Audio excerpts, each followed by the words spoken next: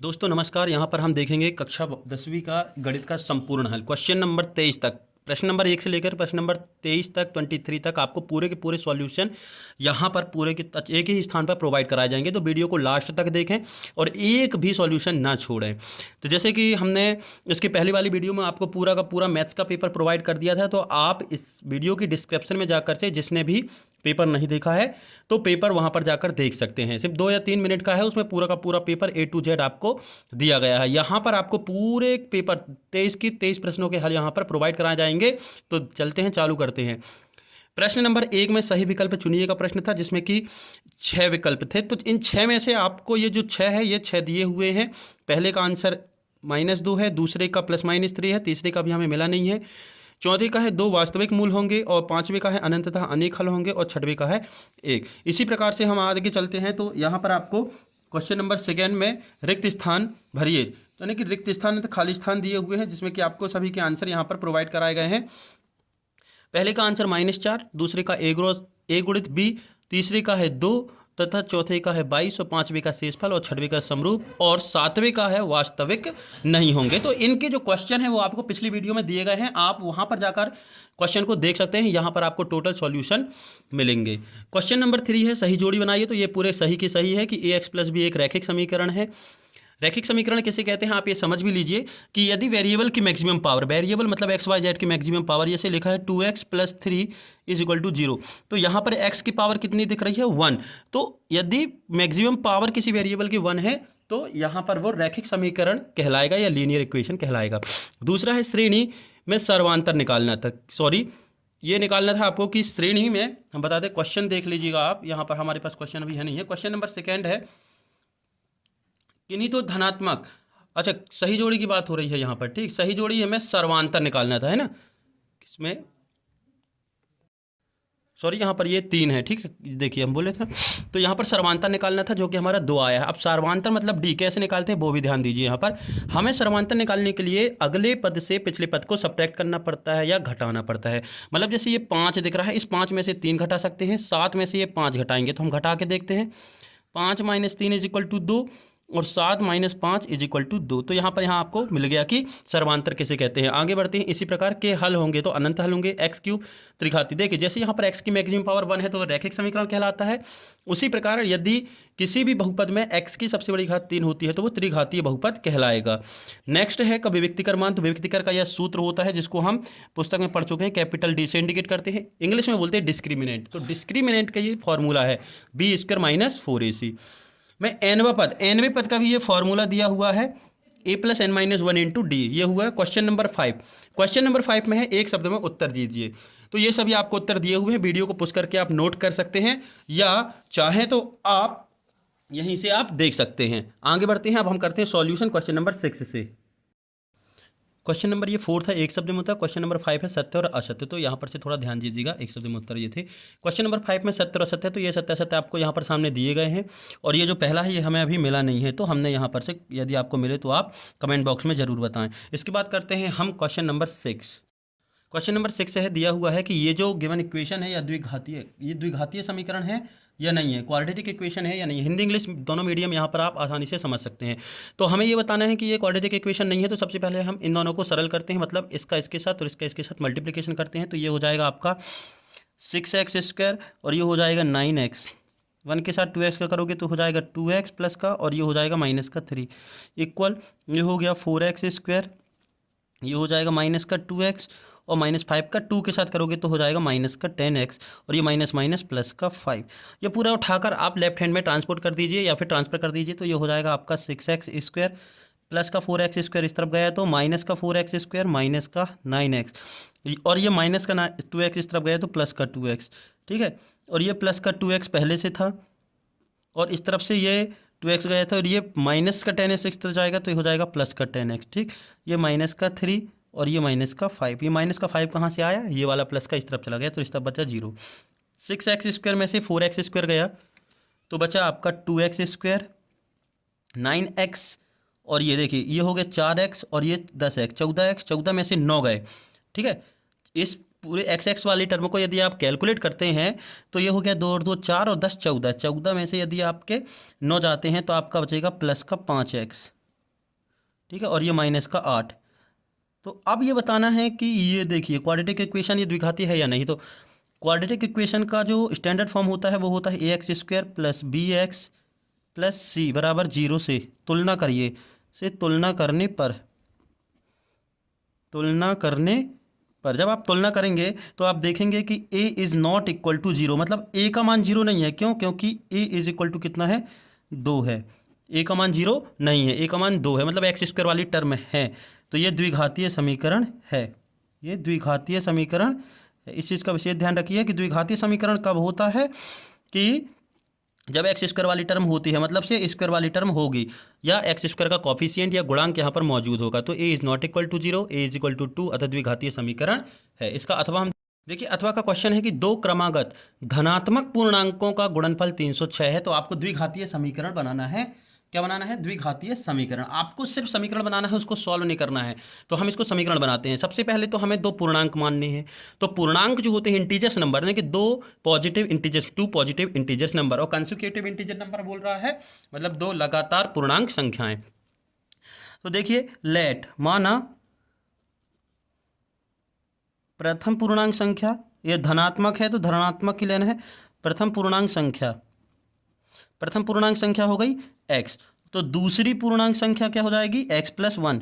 दूसरी पूर्णांक संख्या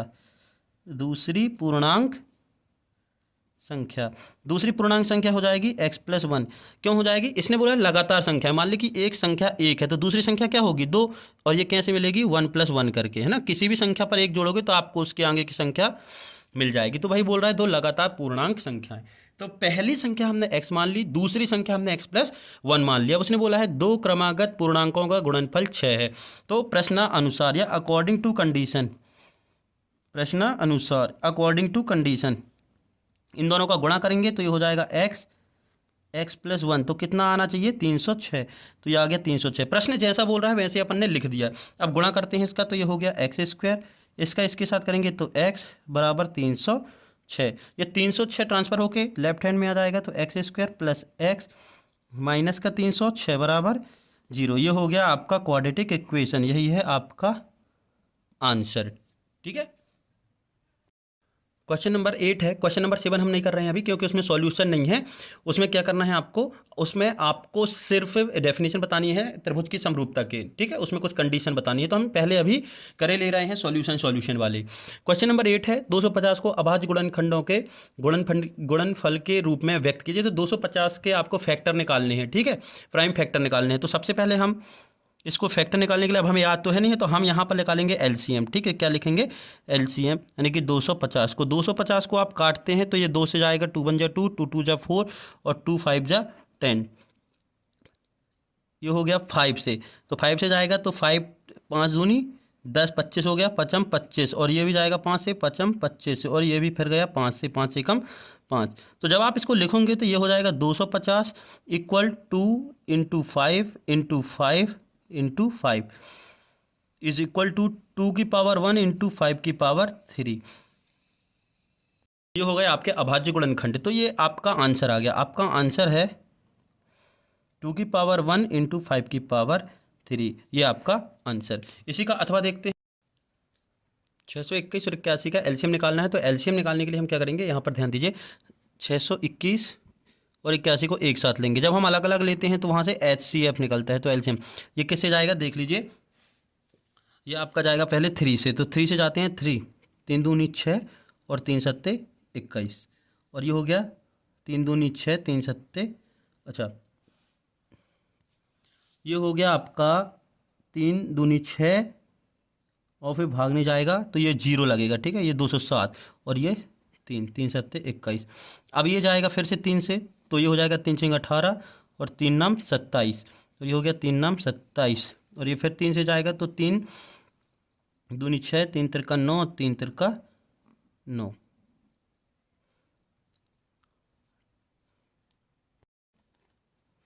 अब यहाँ पर ये फिर 3 से जाएगा तो ये हो गया 3 1 जा 3, और ये 23 तो जाएगा नहीं क्योंकि ये क्या है? अभाज्य संख्या है। तो ये हो जाएगी आपकी 23, तो केवल ये 23 से ही जाएगा। 23 1 जा 23। तो आपका जो एलसीएम आएगा तो आप लिख सकते हैं 621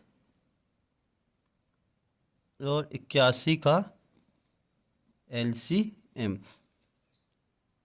ये हो जाएगा 3 इंटू 3 इंटू 3 इंटू 3 इंटू 23। तो इन सब का जब मल्टीप्लिकेशन करेंगे तो ये हो गया 3 3 9 30 27 81, तो 81 इंटू 23 और मल्टीप्लिकेशन करेंगे तो आपका आंसर आएगा 1863। तो ये हो गया आपका LCM, ये आपका आंसर। अगला क्वेश्चन है क्वेश्चन नंबर 9। यदि अल्फा प्लस बीटा और अल्फा इंटू बीटा, आप क्वेश्चन पिछली वीडियो में जाकर देख सकते हैं, वहां पर शून्यकों का योगफल और शून्यकों का गुणनफल दिया हुआ, यानी कि product sum of zeros and product of zeros आपको गिवन है। तो आपको द्विघाती समीकरण क्वाड्रेटिक इक्वेशन बनाना है, कंप्लीट करना है। तो क्या दिया है, सबसे पहले तो यहाँ पर लिख लें, दिया है या गिवन है।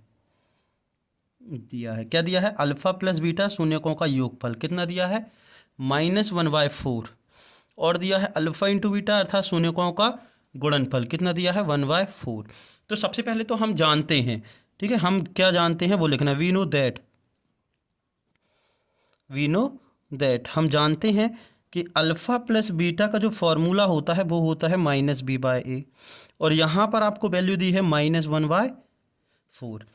अल्फा प्लस बीटा का फॉर्मूला होता है -b/a और आपको दिया है -1/4, तथा अल्फा इंटू बीटा का फॉर्मूला होता है c/a और आपको गिवन है 1/4। तो जब आप कंपेयर करेंगे, है ना, तुलना करेंगे, इनकी तुलना करने पर लिख लेना कंपेयर, तुलना करने पर या कंपेयर करने पर से, तुलना करने पर बाय कंपेयर, तो क्या जा हो, देखिए b की वैल्यू यहाँ पर माइनस है, तो यहाँ पर माइनस कब आएगा, जब ये पॉजिटिव होगा। तो b का मान क्या हो गया, b का मान हो गया 1। a की वैल्यू दोनों जगह, a का मान 4 है, यहाँ भी a का मान 4 है, तो आप a की वैल्यू क्या लिखेंगे, 4। और c का मान क्या दिया है यहाँ पर 1, c का मान कितना दिया है 1। तो ये हो गया आपके ABC के मान। आपका मानक रूप होता है ax² plus bx plus c बराबर 0। तो इन तीनों को मान रख दीजिए। तो a का मान हो गया 4, तो ये हो गया 4x² प्लस b का मान 1, तो x, और c का मान 1 = 0। तो ये आ गया आपका क्वाड्रेटिक इक्वेशन, ये आपका आंसर। देखो यहाँ पर b का मान 1 है, यहाँ पे हमने b का मान 1 रख दिया है, यहाँ 1 रख भी देंगे, ध्यान रखें, तो मल्टीप्लिकेशन करेंगे तो x बस आएगा, तो आपको यहाँ 1 नहीं रखना है। ये हुआ इसका आंसर। हम बढ़ते हैं इसका अथवा। इसी का अथवा है बहुपद, polynomials x² plus 7x plus 10 = 0 के शून्य या फिर जीरोस करना है, तो जीरोस फाइंड करना है। तो हम इसको फैक्टराइजेशन मेथड है, गुणनखंड विधि से सॉल्व करते हैं। तो गुणनखंड विधि से सॉल्व करेंगे तो ये हो जाएगा x² प्लस इस 7 को तोड़ दीजिए, क्या करना है, तोड़ना है। तो कैसे तोड़ेंगे कि ये 7 हो जाए, तो ये हो गया 5 दूनी 10, 2x प्लस 5x, 7 को हमने तोड़ दिया 5 और 2 में, तो 5 दूनी 10 भी आ गया, और 5 2 को तोड़ेंगे तो 7 भी आ गया, तो ये प्लस = 0। इन दोनों टर्म से x कॉमन हो जाएगा। देखिए इन दोनों से x, यहाँ भी x है, यहाँ भी x है, तो x कॉमन हुआ, तो यहाँ बचा x और यहाँ बचा 2, क्योंकि यहाँ 2 टाइम x था, 2 बार x था, एक x निकला तो एक x बचा, प्लस इन दोनों से 5 कॉमन आएगा, तो यहाँ बचेगा x प्लस 2। अब यहाँ पर 5 था, क्यों, इस 10 को जो है हम लिख सकते हैं 2 × 5, ये हम आपको बता रहे हैं कि इस 10 की जगह 2 × 5 लिखते, तो हमने 5 कॉमन कर लिया है, बाहर निकाल लिया, क्योंकि यहाँ भी है और यहाँ भी, तो यहाँ क्या बचा, 2 = 0। अब इस पूरे इक्वेशन में आप देखिए x प्लस 2 यहाँ भी है और x प्लस 2 यहाँ भी, तो दोनों से हमने निकाल लिया x प्लस 2 कॉमन, यहाँ बचा आपका x और यहाँ बचा +5। तो ये हो गया आपके 2 गुणनखंड। आपको शून्य निकालना है, जीरोस निकालना है, ये फैक्टर हुए। एक बार इसके बराबर में 0 लिख लीजिए, एक बार इसके बराबर में 0, तो ये हो जाएगा x प्लस 2 = 0, तो ये हो गया x = -2। -2 क्यों हो गया, क्योंकि ये प्लस का 2 इस तरफ गया तो माइनस का 2, और ये x प्लस 5 = 0, तो x = -5। x = -5 क्यों, क्योंकि ये प्लस का 5 इस तरफ गया तो माइनस का 5। तो आपके जो जीरोस हैं, आपके जो मूल हैं वो हो गए -2 और -5, ये आपका आंसर। क्वेश्चन नंबर 10 है, यदि a प्रथम पद दिया है और d सर्वांतर दिया है तो AP के 4 पद लिखने हैं। तो सबसे पहले तो हमें लिखना क्या है, दिया है, ठीक है, पूरा सॉल्यूशन है, यहाँ पर दिया है, क्या दिया है, प्रथम पद, आपको दिया है प्रथम पद a = 4 तथा सर्वांतर d = दिया है -3, कितना दिया है, -3। अब आपको निकालना है 4 पद। तो पहला पद होता है a1 इज इक्वल टू ए, तो ए की वैल्यू कितनी दी है 4। दूसरा पद a2, इसका फॉर्मूला होता है a plus D. A plus D मतलब ए का मान रखिए 4 और डी का मान रखिए आप -3। प्लस -4 -3, ये प्लस माइनस माइनस, 4 में से 3 गए 1। तीसरा पद निकालना है आपको a प्लस 2d बराबर ए का मान हो गया 4 और 2 और डी का मान -3। जैसे मल्टीप्लिकेशन करेंगे तो ये हो जाएगा 4 प्लस माइनस माइनस और 3 दूनी 6, तो ये हो गया -2। 4 में से 6 का -2। और चौथा पद निकालना है तो ये हो गया a प्लस 3d, तो a मतलब 4, 2, d का मान -3, सॉरी यहाँ पर जो है 2d है ना, 2d और ये 3d है, सॉरी, तो ये 3d, तो ये हो गया 4 - 9 इज इक्वल टू -5। कितना हो गया -5। तो आपका आंसर हो गया, आपके 4 पद निकालने, तो चारों पद होगा एपी के प्रथम 4 पद, यानी कि से फर्स्ट 4 टर्म ऑफ एपी क्या दिया हुआ है 4, 1, -2 एंड -5। इस तरीके से आप आगे भी और टर्म निकाल सकते हैं। आगे बढ़ते हैं इसी का।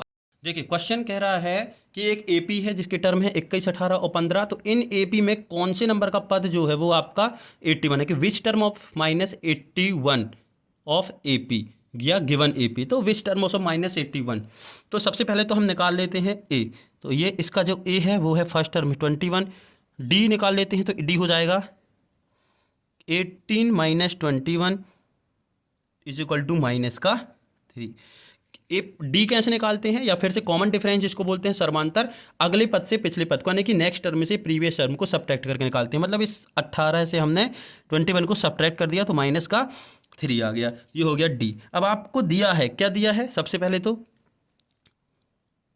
गिवन है, दिया है an, मतलब लास्ट टर्म पद की संख्या, नंबर ऑफ टर्म दिया है माइनस का वैल्यू -81। अब आप सीधे फॉर्मूला रख दीजिए, फॉर्मूला होता है an is equal to a plus n-1 into d. आपको ये n फाइंड करना है, ठीक है। तो an की वैल्यू कितनी है -81 इज इक्वल टू a की वैल्यू कितनी है 21 प्लस n-1, डी की वैल्यू आपको दी है -3। ये प्लस का 21 इस तरफ जाएगा तो -21 हो जाएगा, तो ये हो गया -21 is equal to n-1 into -3।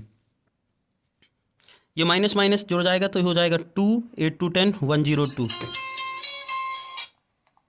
102।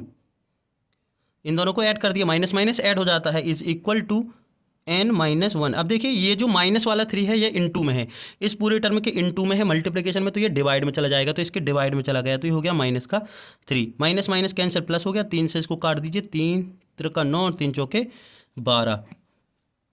तो आपका ये आ गया 34 इज इक्वल टू n-1।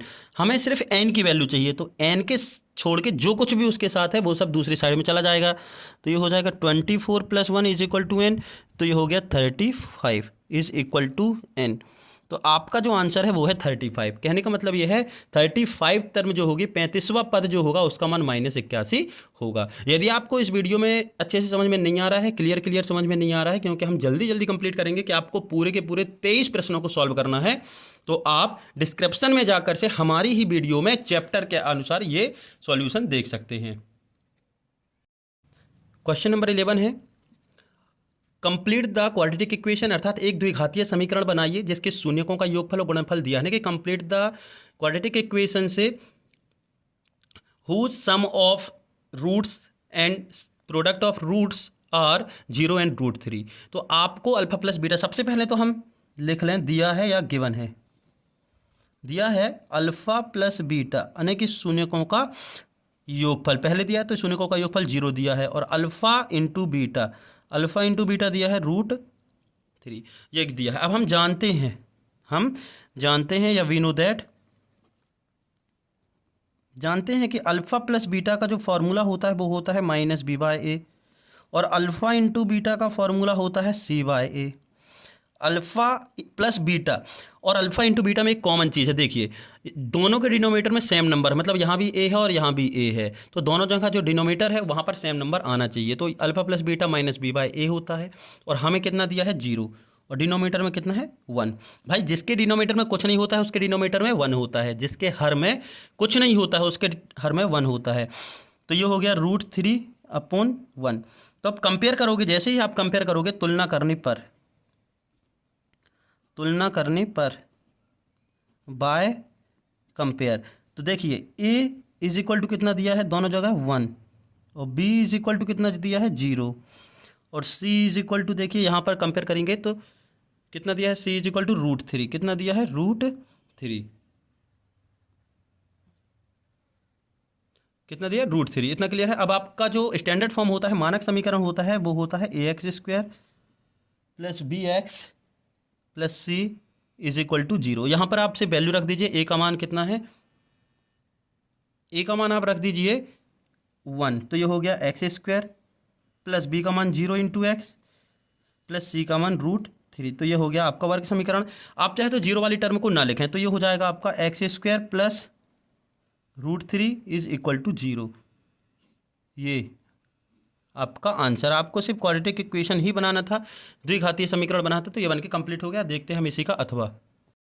इसका अथवा है बहुपद 4u² यानी कि पॉलिनोमियल्स दिया है 4u² + 8u के शून्य के रूट निकालने हैं, तो बहुत इजी है। तो हम देखते हैं, सबसे पहले तो इक्वेशन को लिख लेते हैं।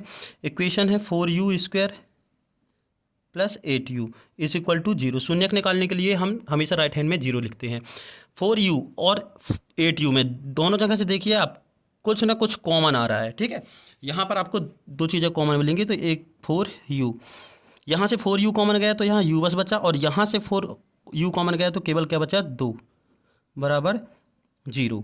अब ये कैसे बचा है वो ध्यान दीजिए। देखिए जैसे कि ये 8u है, ये 8u को हम लिख सकते हैं 2 × 4 × u, तो हमने 4u कॉमन कर, भाई 2 × 4 × u लिख सकते हैं 8u को, तो ये 4u बाहर चला गया तो केवल 2 बचा, और यहाँ पर 2 टाइम u जो है 2 टाइम्स था तो एक बार बचा बराबर 0। एक बार इसके बराबर में 0 रख कर लिख लीजिए, एक बार इसके बराबर में, तो हम लिखते हैं 4u is equal to 0, then u is equal to 0/4 is equal to 0। तो u की वैल्यू आ गई 0, मतलब एक जो शून्यक है वो 0, इसके बराबर में 0 रख के लिखते हैं, तो u + 2 इज इक्वल टू 0, तो u इज इक्वल टू -2, ये प्लस का 2 इस तरफ गया तो माइनस का 2, तो आपके जो दोनों शून्यक हैं, आपके दो जीरोस हैं, वो हो गए 0 और -2, ये आपके आंसर। अगला क्वेश्चन देख, क्वेश्चन नंबर 13 है। इसके पहले के जो क्वेश्चन नंबर 12 है वो हम सब आपको लास्ट में बताएंगे, क्योंकि उसमें थ्योरी ज़्यादा है, ठीक है। तो हम सॉल्यूशन पहले करते हैं। क्वेश्चन नंबर 13 है, एक द्विघातीय समीकरण या बहुपद बनाइए। द्विघाती की क्वाड्रेटिक पॉलिनोमियल्स आपको क्रिएट करना है, जिसमें कि 2 शून्यक दिए हुए हैं। शून्यक क्या दिए हुए हैं, 2 और 3 शून्यक दिए हैं, 2 और 3। तो इस चीज़ का विशेष ध्यान रखिएगा। देखिए गौर करने वाली बात है, अब ये जो इसके पहले वाला प्रश्न था वैसे नहीं करना, क्योंकि उसमें अल्फा प्लस बीटा और अल्फा इंटू बीटा दिया होता था, मतलब शून्यकों का योगफल और शून्यकों का गुणनफल दिया होता था। आपको यहाँ शून्यक दिए हैं, ठीक है। तो सबसे पहले हम यहाँ लिख लें, जिससे आपको दिक्कत ना हो कि क्या दिया है। आपको दिया है अल्फा, अल्फा कितना दिया है 2, और बीटा शून्यक दिए हैं, अल्फा और बीटा दिए हैं 2 और 3। तो हमें सबसे पहले ज़रूरत पड़ती है अल्फा प्लस बीटा की, तो अल्फा प्लस बीटा कितना हो जाएगा 2 + 3 इज इक्वल टू 5, ये आ गया अल्फा प्लस बीटा। फिर अल्फा इंटू बीटा यानी कि प्रोडक्ट ऑफ रूट्स, तो ये हो जाएगा 2 × 3 यानी कि 2 × 3, तो ये हो गया 6। कितना हो गया 2 × 6। अब सूत्र क्या होता है, देखिए alpha plus beta is equal to होता है -b/a, और alpha into beta is equal to होता है c/a। देखिए अब इसको हमें परिमेय संख्या के रूप में लिखना है। इसके बटे में कुछ नहीं है तो हम क्या लिख सकते हैं 1, इसके बटे में कुछ नहीं है तो 1। अच्छे से ध्यान दीजिएगा, इसके पहले वाले प्रश्नों में आपको alpha plus beta alpha into beta दिया रहता था, यहाँ आपको अल्फा और बीटा मतलब से केवल रूट्स दिए हैं। तो यहाँ पर आप वैल्यू रख दें। अल्फा प्लस बीटा कितना आया है 5/1, अल्फा इंटू बीटा कितना आया है 6/1। तो तुलना करिए, तो तुलना करके हम देखते हैं। यहाँ पर तुलना करने पर वीडियो को लास्ट तक देखें, आपको पूरे के पूरे 23 क्वेश्चन के सॉल्यूशन यहाँ पर मिलेंगे, और अभी बीच में जो 2 क्वेश्चन छूट गए हैं उनके भी सॉल्यूशन आपको लास्ट में मिलेंगे। तो तुलना करोगे तो देखिए a बराबर, मतलब a कितना है 1 है दोनों जगह, ठीक, और यहाँ b, तो b इज इक्वल टू कितना हो जाएगा। देखिए ये जो b की वैल्यू प्लस आ रही है, अल्फा प्लस बीटा में जो b की वैल्यू प्लस आ रही है, तो ये किस में लिखेंगे माइनस में लिखेंगे, और सी की वैल्यू देखिए, यहाँ पर आपकी सी की वैल्यू आ गई 6। कितनी आ गई? 6। तो जब हम स्टैंडर्ड फॉर्म है A X square plus B X plus C बराबर 0। हमेशा एक चीज़ याद रखिएगा, कभी भी यदि अल्फा प्लस बीटा पॉजिटिव मिलता है, अल्फा प्लस बीटा पॉजिटिव मिलता है, तो बी की वैल्यू हमेशा माइनस में लिखना है। किस में लिखना है? बी की वैल्यू माइनस में। तो ए का मान 1 रखेंगे तो कुछ नहीं होता। ये हो गया बी की वैल्यू माइनस में 5x और ये होगी +6 इज इक्वल टू 0। ये हो गया आपका क्वाड्रेटिक इक्वेशन, यही आपको फाइंड करना था और यही आपका आंसर है। देखिए इसका अथवा है टी स्क्वायर माइनस 15। एक आपको पॉलिनोमियल्स दिया है कि शून्य ज्ञात करिए, तो सबसे पहले तो हम इसको लिखना है टी स्क्वायर माइनस 15। इसको हम तोड़ेंगे तो ये हो जाएगा टी प्लस रूट 15 और टी माइनस रूट 15। ठीक है, तो यहाँ पर देखिए ये जो रूट 15 है, यहाँ पर आप इसको इस तरीके से लिख सकते हैं, क्योंकि रूट 15 इंटू रूट 15 जब मल्टीप्लिकेशन करते हैं तो ओनली 15 आता है। रूट वाली सेम नंबर का मल्टीप्लिकेशन करने पर रूट हट जाता है। तो हमने इसको क्या लिख लिया है, देखिए आपको क्लियर ना हो तो यहाँ पर और बता दें, ये हो गया आपका टी स्क्वायर माइनस रूट 15 का स्क्वायर लिख सकते हैं, क्योंकि रूट 15 का स्क्वायर क्या आएगा? 15 ही आएगा। अब ये आप बोलेंगे कि कैसे लिखा है सर? देखिए यदि कहीं 36 लिखा होता तो आप क्या लिख सकते थे? 6 का स्क्वायर लिख सकते थे, क्योंकि 6 का स्क्वायर कितना होता है? 36। तो वैसे ही रूट 15 का स्क्वायर होता है 15। तो यहाँ पर एक आइडेंटिटी बन गई। कौन सी आइडेंटिटी बन गई वो भी आप देख लीजिए। आपकी आइडेंटिटी बन गई x प्लस वाई और x minus y. Chapter number 2 में क्लास 9th में आपने आइडेंटिटी जो सर्व समीकरण पढ़ी है वही है।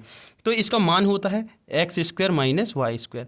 तो ये बना था, तो हमने इस तरीके से लिख दिया। अब शून्य निकालने हैं तो बराबर में 0 लेकर चलते हैं।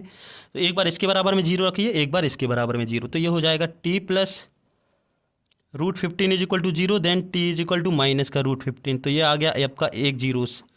ठीक है, और अब जब हम टी माइनस रूट 15 बराबर 0 करेंगे तो ये हो जाएगा t is equal to plus root 15। तो आपके दो जीरोस आ गए, माइनस रूट 15 और प्लस रूट 15। ये आपका आंसर।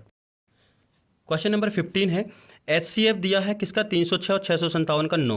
LCM आपको फाइंड करना है, जिसमें कि पहला नंबर क्या है? 306 और दूसरा नंबर क्या है? 657। तो फार्मूला होता है, यहाँ से हम हल करते हैं। सबसे पहले तो आपको लिखना है गिवन है ना, यह दिया है। LCM दिया है, LCM आपको फाइंड करना है। आपको गिवन है HCF कितना दिया है? 9 और संख्याएँ दी हैं। ठीक, तो सूत्र होता है LCM गुणित HCF इज इक्वल टू प्रथम संख्या गुणित द्वितीय संख्या। पहली संख्या और द्वितीय संख्या का गुणा करते हैं तो वह LCM और HCF के मान के बराबर होता है। तो यहाँ पर वैल्यू रखते हैं। LCM तो आपको फाइंड करना है, तो LCM जैसे कि जैसा रहेगा। HCF का मान कितना है? 9 तथा प्रथम संख्या है आपकी 306 और द्वितीय संख्या है आपकी 657। तो ये हो गया LCM इज इक्वल टू 306 और 657, इनकी 306 गुणित 657 और ये निकालना है तो ये सेपरेट यहीं रहेगा और इसके साथ जो गुणा में है वो भाग में चला जाएगा, तो भाग में आ गया 9। तो 306 और 657 का गुणा करेंगे तो 20 10 42 आएगा। कितना आएगा? 20 10 42 अपॉन 9।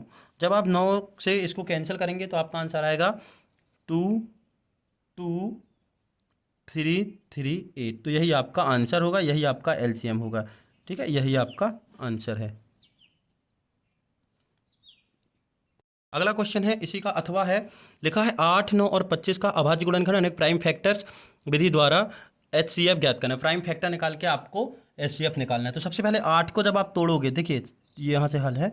जब आप 8 को तोड़ोगे तो ये हो जाएगा, 8 के जो फैक्टर हो जाएंगे वो हो जाएंगे 1 इंटू 2 इंटू 2 इंटू 2। ठीक है, और उसके बाद 9 के फैक्टर हो जाएंगे 1 इंटू 3 इंटू 3 और क्या दिया है? 25। तो 25 के फैक्टर हो जाएंगे 25 के 1 इंटू 5 इंटू 5। तो HCF हो जाएगा आपका 1। अब ये HCF 1 क्यों आया, ध्यान दीजिए। देखिए इन तीनों में यदि कोई भी चीज़ कॉमन है तो वो है सिर्फ 1। बाकी ऐसा कोई नंबर नहीं है जो तीनों में हो। और अगर 2 यहाँ होता, 2 यहाँ होता और 2 यहाँ होता तो वो उसका HCF या महत्तम समावर्तक कहलाता। तो ये ऐसा कोई नंबर नहीं है जो तीनों में उपस्थित हो, अतः इसका HCF और महत्तम समावर्तक 1 होगा। देखते हैं अगला क्वेश्चन।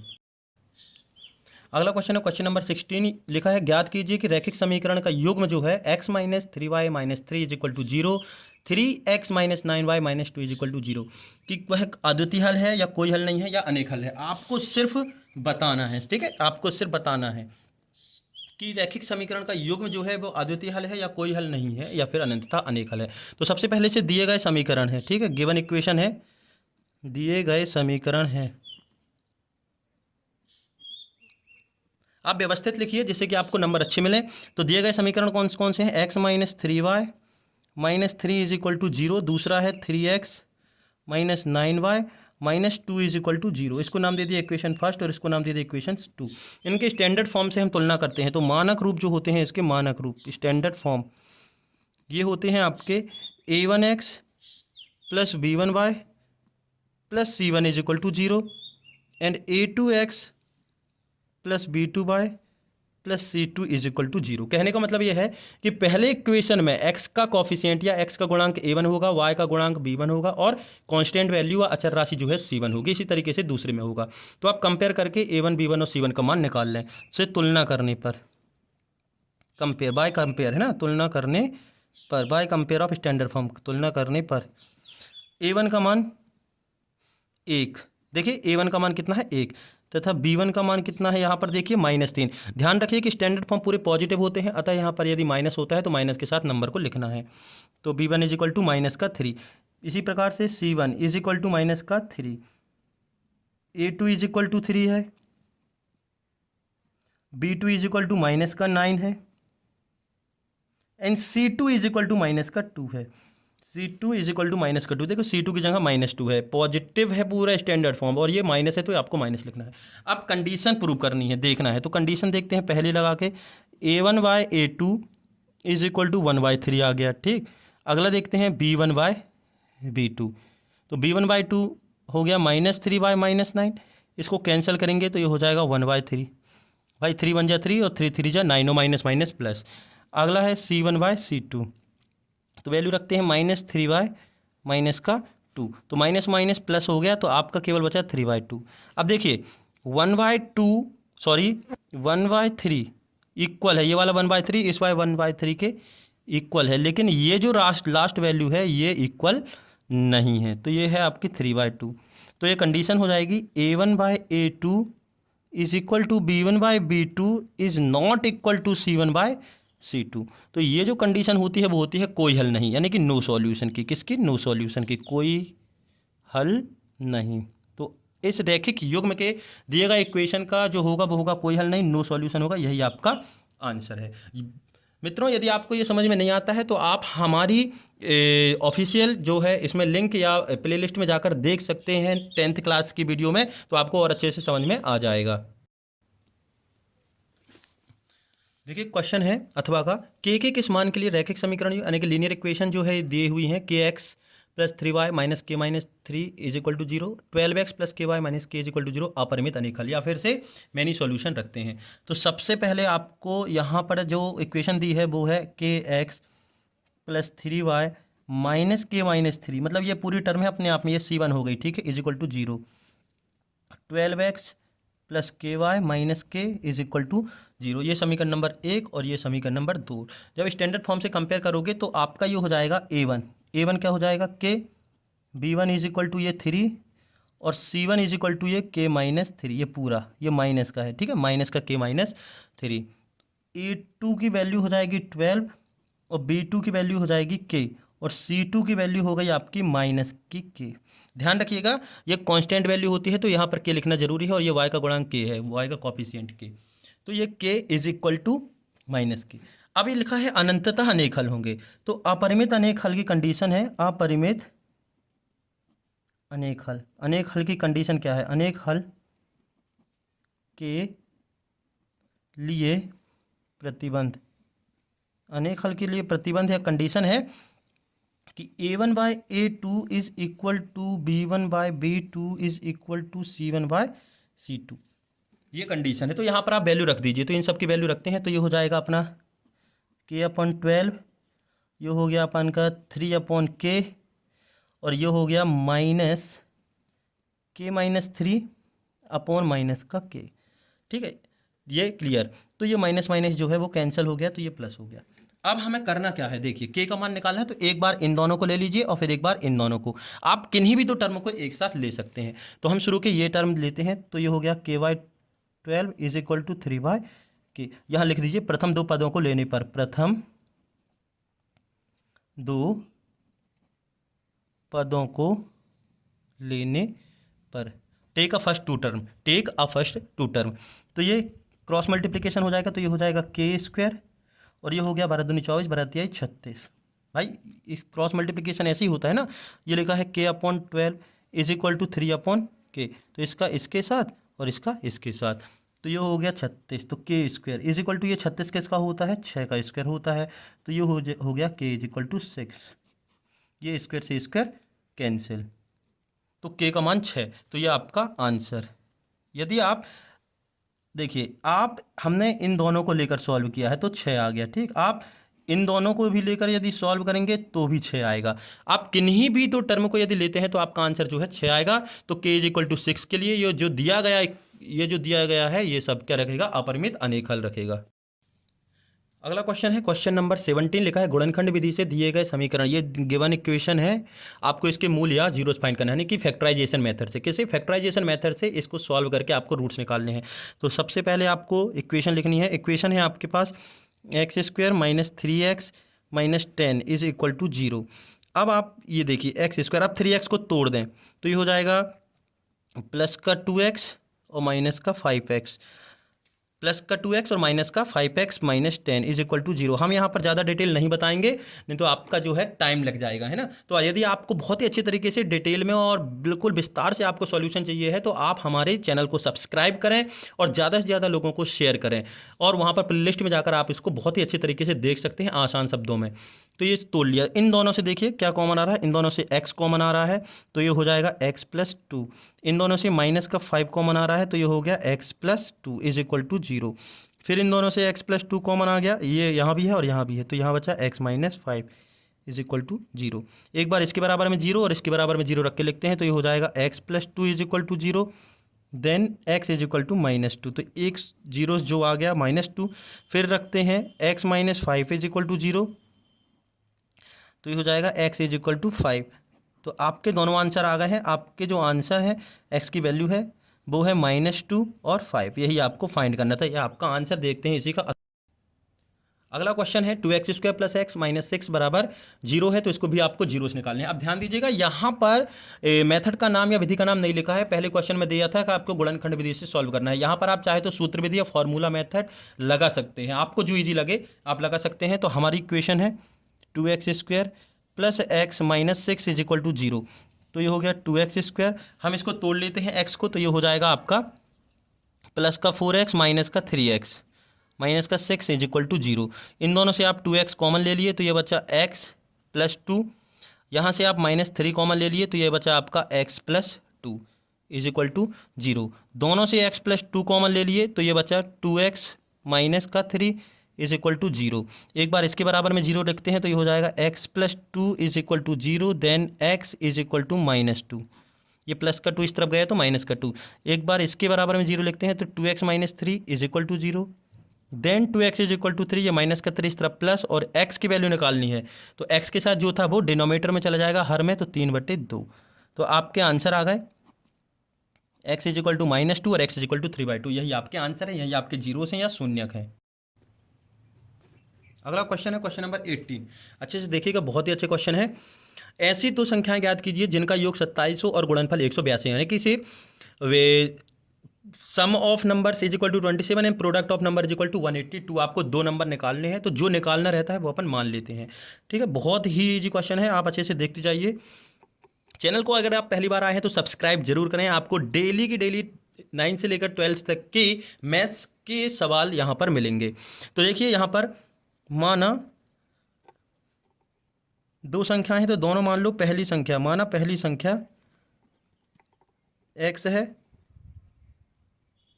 और दूसरी संख्या y है। Let the first number x and second number y। तो according to first condition, according to first condition, प्रथम शर्त अनुसार क्या कह रहा है, कि योग 27 हो, तो इन दोनों को यदि आप जोड़ोगे तो कितना मिलेगा आपको? 27 मिलेगा। इससे आप चाहें तो एक वैल्यू निकाल लें, वाई की वैल्यू, किसके टर्म में? एक्स की। तो ये प्लस का एक्स इस तरफ जाएगा तो माइनस का, तो 27 माइनस एक्स हो जाएगा। ये हो गया आपका इक्वेशन नंबर फर्स्ट। ठीक, देखिए उसने बोला कि दो संख्या निकालें, तो हमने मान ली पहली संख्या x है और दूसरी संख्या y है। तो प्रथम शर्त क्या कह रही है? अकॉर्डिंग टू कि इन दोनों को जोड़ोगे तो 27 आएगा, तो हमने x और y को जोड़ दिया तो कितना आया? 27। हमने निकाल ली यहाँ से y की वैल्यू, तो ये प्लस का x इस तरफ गया तो माइनस का x हो गया। क्लियर? अब according to second condition, according to second condition, द्वितीय शर्तानुसार, सेकेंड कंडीशन द्वितीय शर्तानुसार क्या बोले? इन दोनों को गुणा करोगे तो 182 आएगा। तो किस किस का? x और y का गुणा करेंगे तो कितना आएगा? 182। यही बोला था, तो ये आ गया। इक्वेशन नंबर सेकेंड हो गई। अब देखिए यहाँ पर x y है, तो इसको तो सॉल्व कर नहीं सकते हैं, तो इक्वेशन नंबर फर्स्ट में अपन ने y की वैल्यू निकाली थी x की टर्म में, कितनी आई थी? 27 माइनस एक्स। तो समीकरण 1 से y का मान रखने पर, समीकरण नंबर 1 से y का मान कहाँ रखोगे आप? 2 में, तो ये हो जाएगा x, और y की जगह आपको रखना है 27 minus x is equal to 182। गुणा करेंगे तो ये हो जाएगा 27x minus x square is equal to 182। ये पूरा नंबर उठा के आप राइट हैंड साइड में ले जाएंगे तो आपका हो जाएगा, ये माइनस का पक्षांतर करेंगे तो प्लस का एक्स स्क्वायर, ये प्लस का इस तरफ जाएगा तो माइनस का 27x, और ये हो जाएगा आपका प्लस का 182 इज इक्वल टू 0। यह आपका क्वाड्रेटिक इक्वेशन हो गया। इस क्वाड्रेटिक इक्वेशन को आप चाहें तो किसी भी मेथड से सॉल्व कर सकते हैं। हम यहाँ पर सॉल्व करेंगे फैक्टराइजेशन मेथड, जिसे बोलते हैं गुणन। फैक्टराइजेशन मेथड से करते हैं। 27 को हम तोड़ लेते हैं तो ये हो गया x square minus 13x minus 14x। 13 और 14 का गुणा करेंगे तो 182 आएगा, और जोड़ेंगे तो माइनस का 27 आएगा। तो अपन ने इसको तोड़ लिया। ये तोड़ने की जो चीज़ है वो आप हमारी प्लेलिस्ट में जाकर से 10th क्लास के देख सकते हैं। इन दोनों से x कॉमन आएगा तो ये हो जाएगा x माइनस 13, इन दोनों से माइनस का 14 कॉमन आएगा तो ये हो जाएगा x minus 13 is equal to 0। तो ये हो गया x माइनस 13 और x minus 14 is equal to 0। तो आपकी जो वैल्यू आ गई, ये माइनस का इस तरफ जाएगा तो 13 और इस तरफ जाएगा ये 14 का तो 14, तो x इज इक्वल टू आ गया 13 और 14। चूँकि हमारे नंबर नहीं है, हमारे नंबर x और y हैं, तो x की दो वैल्यू आई हैं 13 और 14, तो हम यहाँ पर पुट करते हैं। ठीक है, जब x बराबर 13 रखते हैं तो y बराबर क्या हो जाएगा? ये दिया है इक्वेशन फर्स्ट में, 27 minus x is equal to 27 minus 13 तो इज इक्वल टू 14। तो y का मान कितना आ गया? 14। जब x बराबर 13 तो y बराबर 14। दूसरी कंडीशन भी रखते हैं, जब x बराबर 14 तो y बराबर हो जाएगा 27 माइनस एक्स, तो 27 माइनस 14 इज इक्वल टू 13। इतना क्लियर है आपको? दो वैल्यू आई थी तो आप यहाँ पर आंसर में दोनों चीज़ें लिख सकते हैं। तो आता है उत्तर या आंसर क्या हो जाएगा? x इज इक्वल टू 13 तो y इज इक्वल टू 14। जब x इज इक्वल टू 14 तो y इज इक्वल टू 13। ये दोनों नंबर हैं, ये आपके आंसर। क्वेश्चन नंबर 18 का अथवा है, एक समकोण त्रिभुज है, तो त्रिभुज की जो ऊंचाई है उसके आधार से 7 सेंटीमीटर कम है। ठीक है, और कर्ण 13 सेंटीमीटर का है। सीधी सी बात है, ये जो कि डायग्राम देख लीजिए अच्छे से। एक समकोण त्रिभुज है, राइट एंगल ट्राइंगल है। ठीक, ये तो उसने दिया है क्वेश्चन में कि उसकी जो ऊंचाई है वो आधार से 7 सेंटीमीटर कम है। आधार से 7 सेंटीमीटर, तो आधार को, बेस को अपन ने x मान लिया, तो ये हो जाएगी x माइनस 7। भाई कम है मतलब से 7 है, और ये आपको 13 दिया हुआ। तो इस तरीके का आपको डायग्राम है कि आधार आपको मानना है, ऊंचाई आपको मिल जाएगी, और ये कर्ण दिया है। तो हम निकालते हैं, इनकी सभी भुजाएं आपको फाइंड करनी है। ठीक, तो जो है आप मान लीजिए, तो माना त्रिभुज का आधार x सेंटीमीटर। ठीक, तो ऊंचाई हो जाएगी आपकी अकॉर्डिंग टू कंडीशन, ऊंचाई या h हो जाएगी x माइनस 7 सेंटीमीटर। ये क्यों हो जाएगी? क्योंकि उसमें क्वेश्चन में दिया है कि आधार से 7 सेंटीमीटर कम है, तो माइनस कर दिया। यदि ज़्यादा होती तो प्लस कर देते। फिर दिया है, गिवन है, कर्ण दिया है ना, कर्ण दिया है। कितना दिया है कर्ण आपको? 13 सेंटीमीटर। अब यहाँ पर पाइथागोरस थ्योरम लगाते हैं। तो पाइथागोरस थ्योरम क्या बोलता है? पाइथागोरस थ्योरम से, पाइथागोरस प्रमेय से, पाइथागोरस प्रमेय बोलता है कि कर्ण का स्क्वायर बराबर आधार का स्क्वायर प्लस लंब का स्क्वायर, या ऊंचाई बोलते हैं लंब को, जो ये जो ऊंचाई है, ये देखिए, ये जो ऊंचाई दिख रही है ये लंब कहलाती है। ठीक, तो कर्ण का स्क्वायर मतलब 13 का स्क्वायर, आधार का स्क्वायर मतलब x का स्क्वायर, लंब का स्क्वायर मतलब x माइनस 7 का स्क्वायर। तो ये 13 का स्क्वायर हो गया, 13 का कितना होता है 169, और x का एक्स स्क्वायर प्लस ये x माइनस वाई का होल स्क्वायर का फॉर्मूला लग जाएगा। तो ये हो जाएगा x square plus 49 minus 14x। कौन सा फॉर्मूला लग गया है? x माइनस वाई का होल स्क्वायर का फॉर्मूला लग गया है। यहाँ पर आप लिख लीजिएगा विस्तार से। ठीक, तो यहाँ ध्यान दीजिए कि ये इस तरफ जाएगा, तो ये हो जाएगा 169 माइनस का 49, ये माइनस का हो गया। ठीक, ये प्लस का इस तरफ गया 49, और ये एक्स स्क्वायर और ये एक्स स्क्वायर कितने 2x स्क्वायर माइनस का 14x। 169 में से 49 जाएंगे तो ये हो गया आपका 9 में से 9 गए 0 और 6 में से 4 गए तो 2 और ये 120 बराबर 2x स्क्वायर माइनस का 14x।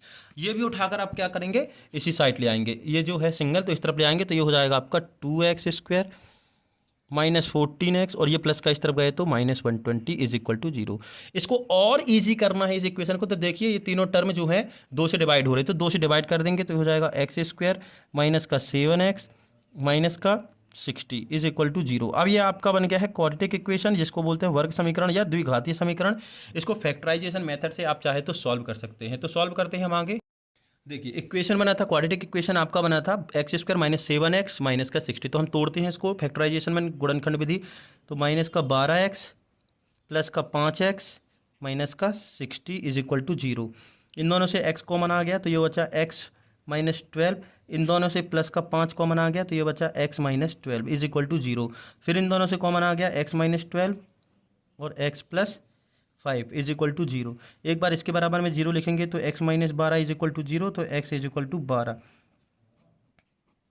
एक बार इसके बराबर में 0 लिखेंगे तो x plus 5 is equal to 0, तो x is equal to minus का 5, x is equal to minus का 5।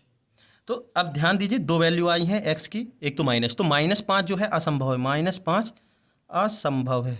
अब क्यों असंभव है, वो भी असंभव है, इम्पॉसिबल है। अब इसलिए इम्पॉसिबल है कि क्योंकि किसी भी ट्राइंगल की साइड या फिर किसी फिगर की साइड माइनस में नहीं होती है ना, तो ये असंभव है। तो x इज इक्वल टू 12 आ गया।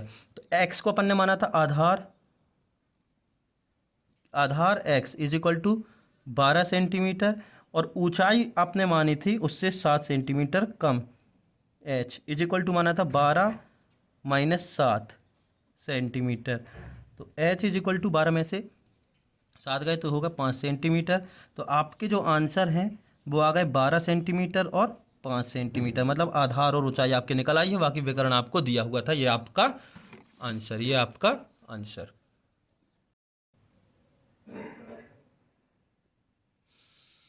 क्वेश्चन नंबर 19 है, फूलों की एक क्यारी की पहली पंक्ति में 23 गुलाब के पौधे हैं, दूसरी पंक्ति में 21 गुलाब के पौधे हैं और तीसरी में 19 गुलाब के पौधे हैं आदि। अंतिम पंक्ति में 5 गुलाब के पौधे हैं। इस क्यारी में कुल कितनी पंक्ति हैं? तो हम इनको व्यवस्थित लिख लेते हैं। तो हम इनको व्यवस्थित लिखते हैं, तो व्यवस्थित है कि पहली दूसरी तीसरी, ठीक है, पहली दूसरी तीसरी चौथी पांचवी और इस तरीके से अंतिम। देखिए पहली पंक्ति में कितने हैं 23 हैं, दूसरी पंक्ति में 21 है, फिर तीसरी में 19 है, फिर इसके बाद आखिरी में 5 है। तो ये एक एपी बनाती है। तो इसका पहला टर्म हो गया आपका, क्योंकि प्रत्येक में देखिए कितने कितने का अंतर है भी पता चल जाएगा। ए में 23 है तो डी इज इक्वल टू हो जाएगा 21 माइनस 23। डी कैसे निकालते हैं, अगले पद से पिछले पद को घटाकर। तो 21 से 23 घटाएंगे तो बचेगा माइनस का 2। और ए एन दिया है, मतलब लास्ट टर्म दी है, कितनी दी है 5 दी है। आपको निकालना है एन कि इस पंक्ति में कुल कितने पद हैं। तो हमारा सूत्र होता है ए एन बराबर A plus N minus 1 into D. A N की वैल्यू कितनी दी है आपको 5, ए की वैल्यू है 23, n-1, n आपको निकालना है कि इस पूरे में कितनी पंक्तियां हैं। डी का मान आपको दिया है -2, 5, और ये प्लस का 23 इस तरफ जाएगा तो -23 हो जाएगा, तो ये हो गया n-1 इंटू -2, 5 23, ठीक है। तो ये बचेगा -18, कितना बचेगा 18, -18 is equal to n-1 into -2। ये -2 देखिए इस वाले नंबर के मल्टीप्लिकेशन में है, तो जो चीज़ मल्टीप्लिकेशन में होती है तो दूसरी तरफ डिवाइड में चली जाएगी, तो ये हो जाएगा -18 divided by -2 is equal to -1।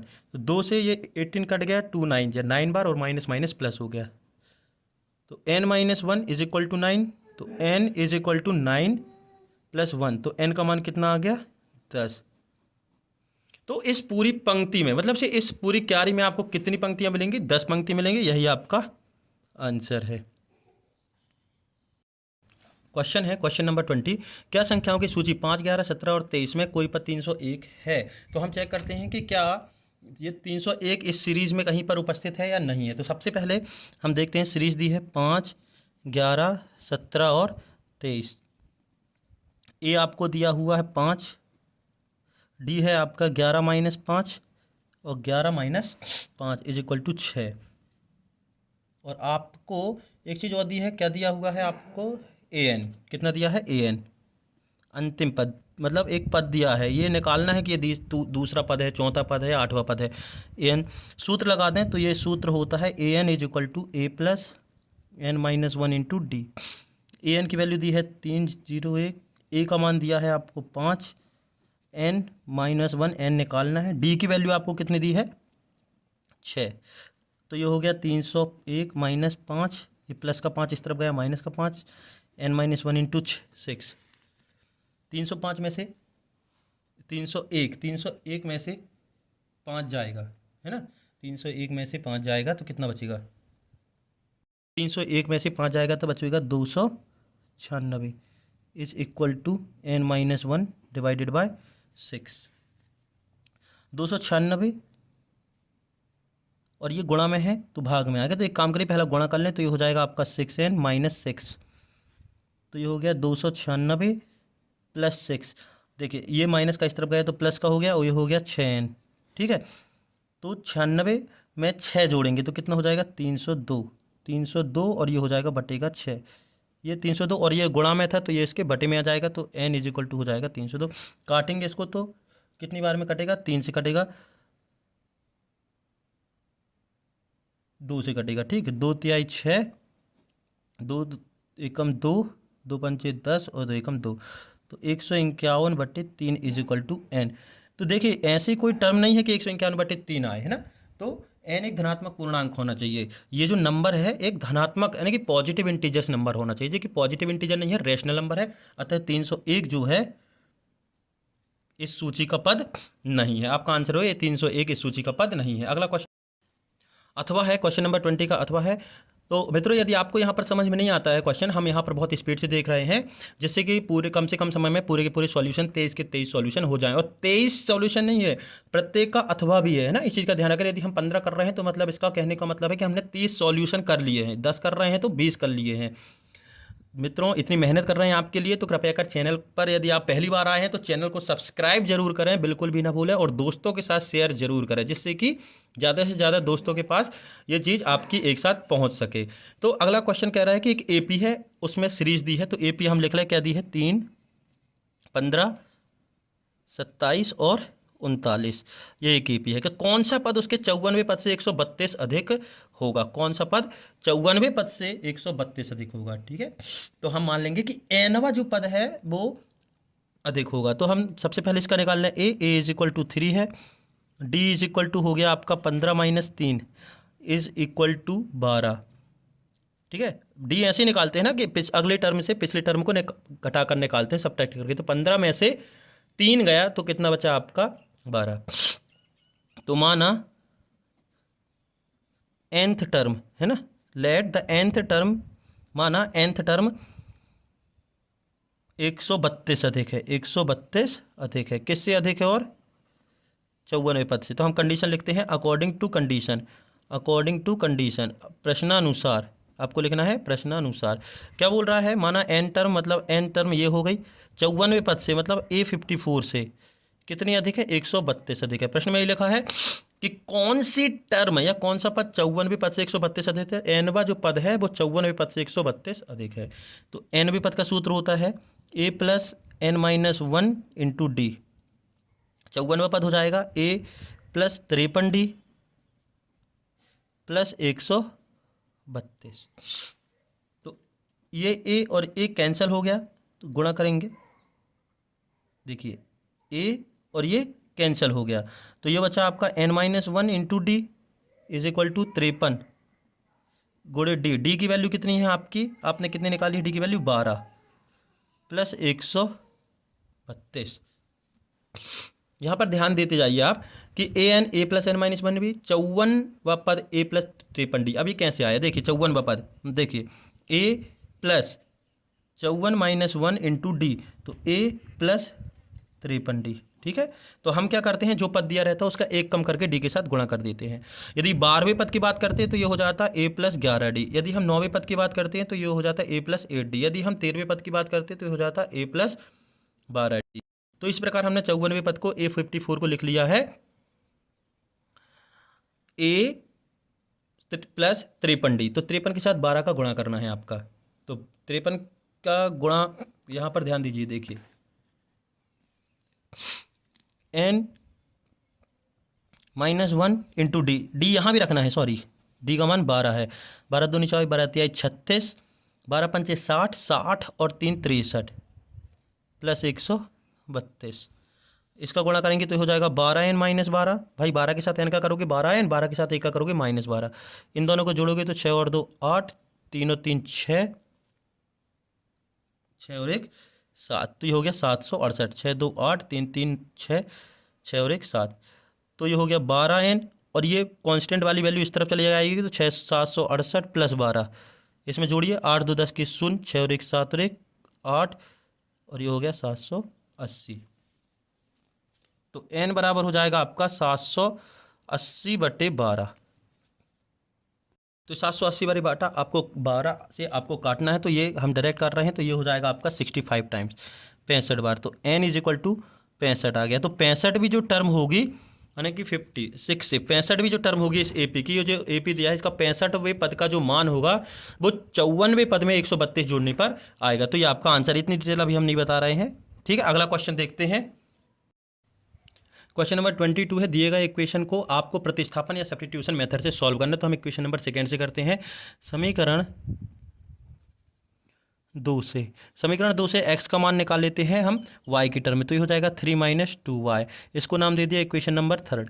समीकरण नंबर 1 में हम मान रख देते हैं x का। समीकरण नंबर 1 में x का मान रखने पर तो ये हो जाएगा 7, और x की जगह रखना है 3 minus 2y is minus 15y, ये माइनस है, ठीक है, ये माइनस 15 इज इक्वल टू 2। तो ये हो गया 21 minus 14y minus 15y is equal to 2। तो ये हो गया 21 माइनस माइनस, ये हो गया 29y is equal to 2। Minus का 29y इज इक्वल टू, ये इस तरफ जाएगा तो हो जाएगा 2 माइनस 21, तो y minus 29, y is equal to minus का 19। तो ये हो गया y is equal to minus 19, और ये गुणा में था तो ये भाग में आ गया तो 29। तो ये हो गया 19/29, क्योंकि कैंसिल तो होगा नहीं, माइनस माइनस बस प्लस हो जाएंगे। तो y की वैल्यू आपकी आ गई 19/29। कितनी आ गई y की वैल्यू, 19/29। अब इस y की वैल्यू को आप कहाँ पर पुट कर देंगे, समीकरण नंबर 3 में जो आपने माना था। तो समीकरण 3 में y का मान रखने पर जैसे ही रखेंगे तो ये हो जाएगा x is equal to 3 minus 2 into 19/29। 3 minus 19 दूनी 38, 38/29। क्लियर है, तो ये 19 दूनी 38। अब हम इसको सॉल्व करेंगे तो ये x की वैल्यू जो आएगी वो आएगी आपके 49/29। आप इसको सॉल्व कर लीजिएगा सब्ट्रैक्शन ऑफ रेशनल नंबर्स। तो आपके आंसर होगा x बराबर ये, और y बराबर आपके आ गया 19/29। ये आपका आंसर। इसी का अथवा है एक भिन्न 1/3 हो जाती है जब उसके अंश से एक घटाया जाता है, अंश से एक घटाया जाता है। और भाई 1/4 हो जाती है जब उसके हर में 8 जोड़ दिया जाता है।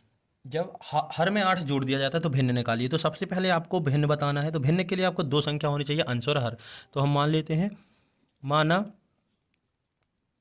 अंश x है और हर y है, तो भिन्न हो जाएगी आपके अंश बटे हर, मतलब x बटे y, यही होगी। अब प्रथम शर्त अनुसार अकॉर्डिंग टू फर्स्ट कंडीशन, प्रथम शर्त अनुसार क्या कह रहा है कि भिन्न 1/3 हो जाती है जब उसके अंश में एक घटाया जाता है। अंश में एक घटाना है मतलब x - 1, और हर जैसा है वैसे रहने देना है। तो कितनी हो जाएगी 1/3। इसको सॉल्व करते हैं, क्रॉस मल्टीप्लिकेशन करेंगे तो ये हो जाएगा 3x - 3 = y। तो ये हो जाएगा 3x - y - 3 = 0, समीकरण नंबर 1। द्वितीय शर्त अनुसार बोल रहा है, द्वितीय शर्त अनुसार अकॉर्डिंग टू सेकेंड कंडीशन, द्वितीय शर्त अनुसार कह रहा है कि वो भिन्न 1/4 हो जाती है। कितनी हो जाती है 1/4 जब हर में 8 जोड़ दिया जाता है। तो x अंश वही रहेगी और हर में हम 8 जोड़ दे, तो ये 8 जोड़ दिया हमने, ठीक। जब हमने हर में 8 जोड़ दिया तो 1/4 होगी। क्रॉस मल्टीप्लिकेशन करेंगे तो ये हो गई 4x = y + 8। तो ये पूरा उठकर इस तरफ जाएगा तो ये हो जाएगा 4x - y - 8 = 0, समीकरण नंबर 2 हो गया। क्लियर है। अब देखिए समीकरण नंबर 1 और 2 दो चर वाले रैखिक समीकरण है, और यहाँ भी ये है दो चर वाला रैखिक समीकरण है कि टू वेरिएबल लीनियर इक्वेशन। तो समीकरण नंबर 2 से, किससे, समीकरण नंबर 2 से y की वैल्यू निकालते हैं हम। प्रतिस्थापन विधि कर रहे हैं, सब्स्टिट्यूशन। समीकरण नंबर 2 से, समीकरण 2 से तो y, ये जो देखिए ये जो y माइनस का है तो इस तरफ जाएगा तो प्लस बचेगा, तो प्लस हो जाएगा। तो ये हो जाएगा y = 4x - 8। इसको नाम दे दिया समीकरण नंबर 3। इस मान को समीकरण 1 में रख दें, तो समीकरण 1 में y का मान रखने पर, तो समीकरण नंबर 1 क्या है अपनी, ये दी हुई है 3x - y - 3 = 0। तो 3x माइनस y की जगह रखना है आपको 4x - 8 - 3 = 0। तो ये हो गया 3x, ब्रैकेट खोलेंगे तो ये हो गया 4x, और ये माइनस का हो जाएगा प्लस। जैसे ही ब्रैकेट खोलते हैं और बाहर माइनस है तो अंदर के साइन चेंज हो जाते हैं। -3 = 0। 3x में से 4x जाएंगे तो हो जाएगा माइनस का x, और ये हो जाएगा आपका 8 में से 3 जाएगा तो प्लस का 5 = 0। तो x - ये प्लस का इस तरफ गया तो माइनस का 5, तो x = 5। दोनों तरफ माइनस से माइनस कैंसिल हो गया। इस x की वैल्यू को समीकरण नंबर 3 में पुट कर देते हैं। तो x का मान समीकरण 3 में रखने पर, तो 3 हो जाएगा आपका y = 4 × 5 - 8।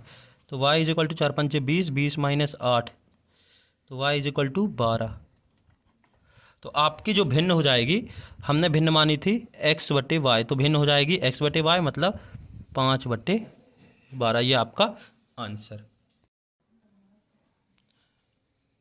क्वेश्चन नंबर 23 है, ये दिया गया इक्वेशन है, आपको विलोपन विधि से हल करना है। तो हम यहाँ पर आप हल कर दे रहे हैं इक्वेशन नंबर ये फर्स्ट और इक्वेशन सेकंड। देखिए इक्वेशन नंबर 1 में, इक्वेशन नंबर फर्स्ट में, समीकरण नंबर 1 में x का गुणांक 1 है और इसमें इक्वेशन सेकंड में x का गुणांक 2 है। तो हम यहाँ पर क्या करेंगे, समीकरण नंबर 1 में 2 का गुणा करके समीकरण नंबर 2 को सब्ट्रैक्ट कर दे रहे हैं। तो ये हो जाएगा आपका 2x + 2y = 10, और ये हो गया 2x - 3y = 4। सब्ट्रैक्ट करना है तो ये माइनस और ये माइनस वाला प्लस और ये माइनस, क्योंकि साइन जो है चेंज हो जाते हैं। तो ये 2x से 2x कैंसिल, 3 और 2 5y, कितना हो गया 3 और 2 5y, और 10 में से 4 गए तो बचा 6, तो y = हो गया 6/5।